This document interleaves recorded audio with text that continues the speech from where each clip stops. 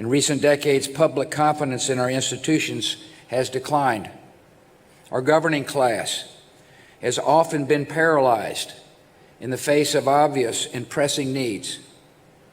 The American dream of upward mobility seems out of reach for some who feel left behind in a changing economy. Discontent deepened and sharpened partisan conflicts.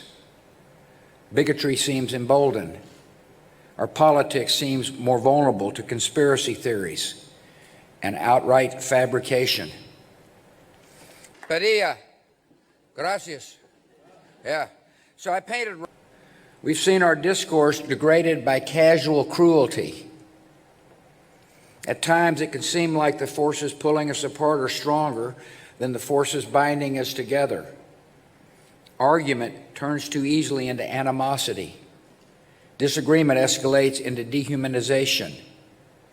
Too often we judge other groups by their worst examples, while judging ourselves by our best intentions, forgetting the image of God we should see in each other.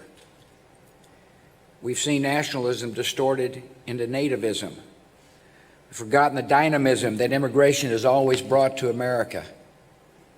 We see a fading confidence in the value of free markets and international trade, forgetting that conflict, instability, and poverty follow in the wake of protectionism.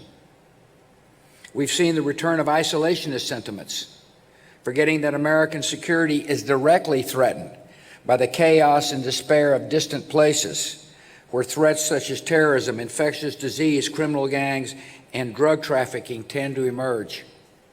In all these ways, we need to recall and recover our own identity.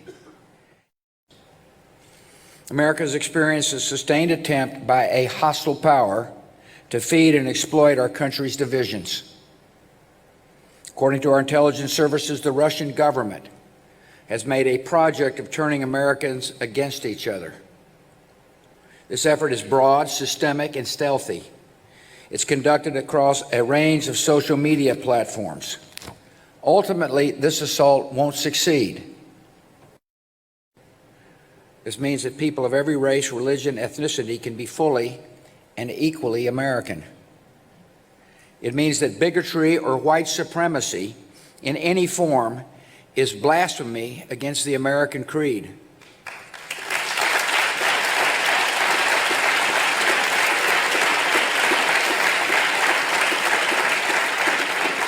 And it means the very identity of our nation depends on the passing of civic ideals to the next generation.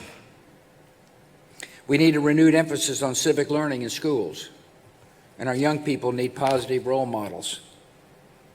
Bullying and prejudice in our public life sets a national tone, provides permission for cruelty and bigotry, and compromises the moral education of children.